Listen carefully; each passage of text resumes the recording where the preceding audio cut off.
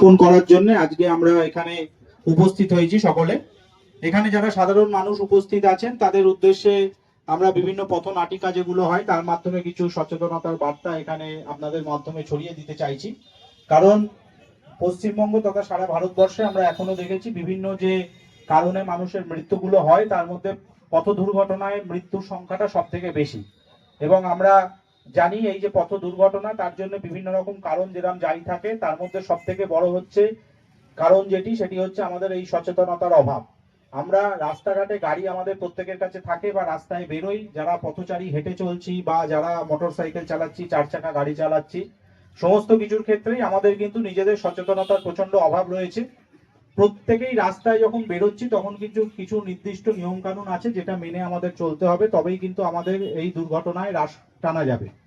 আমাদের পুলিশের ক্ষেত্রে কি আছে, আমরা হয়তো ল এনফোর্সিং এজেন্সি, মানে আমরা জোর করে কাউকে, আপনি যদি আইন না মানেন তাকে আমরা ফাইন করি বা তার ক্ষেত্রে আইনত যে অপরাধ করলে তার যে সাজা হয় সেটা যাতে সে পায় তার ব্যবস্থা করি। কিন্তু শুধুমাত্র কিন্তু পুলিশের মাধ্যমেই যে পথ দুর্ঘটনা কমানো সম্ভব হবে সেটা কখনোই নয়।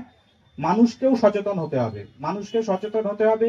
এই যেমন বেশ কিছু আমরা দুর্ঘটনা দেখতে পাই, বিশেষ করে বাইক দুর্ঘটনা।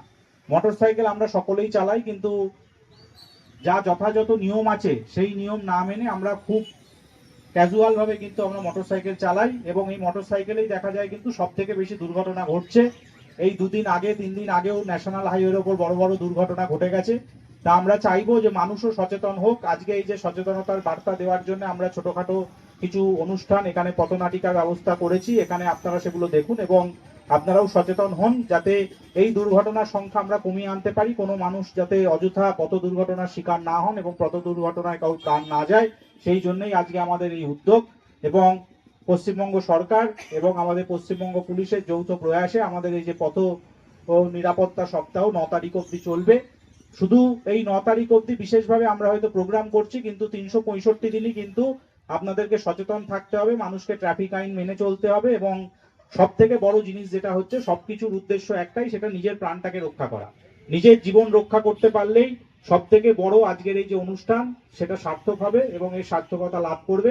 তাই আমি আর বেশি সময় নেব না, এখানে যারা পারফর্ম করবেন তারাও আমাদের উপস্থিত হয়েছেন, আমি সেইটা শুরু করব এবং আপনাদেরকে বলবো আপনারা এগুলোর প্রতি মনোযোগ দিন এবং আপনাদের আশেপাশে যারা আছেন, আপনাদের পরিবারের যারা আছেন তাদেরকেও সচেতন করবেন, যাতে রাস্তায় বেরোলে তারা যে রাস্তার ট্রাফিক রুলস আছে, আইন আছে, সেগুলো যাতে মেনে চলেন এবং যত সম্ভব দুর্ঘটনা অন্তত আমরা রাস্তায় কমাতে পারি, প্রাণহানি কমাতে পারি, সেইটার দিকে আপনারা সকলে সচেষ্ট হবেন এবং পুলিশের সহযোগিতা সবসময় আপনাদের জন্য থাকবে।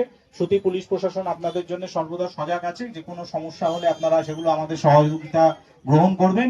এবং এইভাবেই আমরা আগামী দিনে আজকের এই যে 1 সপ্তাহ ব্যাপী অনুষ্ঠান হচ্ছে সেটা 1 সপ্তাহে থেমে থাকলেই হবে না, আমাদের চেষ্টা চালিয়ে যেতে হবে সারা বছর ধরেই, যাতে এই প্রচেষ্টাটা আমাদের মধ্যে বজায় থাকে এবং সাধারণ মানুষের মধ্যেও সেটা স্প্রেড করে যে আমরা দুর্ঘটনার শিকার হব না, কোনো প্রাণহানি দুর্ঘটনার মাধ্যমে হবে না। এই অঙ্গীকার করেই আমরা আজকে পথ নিরাপত্তা সপ্তাহের যে অনুষ্ঠান সেটা সূচনা করছি। আমি সঞ্চালকের হাতে মাইক তুলে দেবো, তিনি পরবর্তী আমাদের যাতে অনুষ্ঠানটি পরিচালনা করেন। ধন্যবাদ।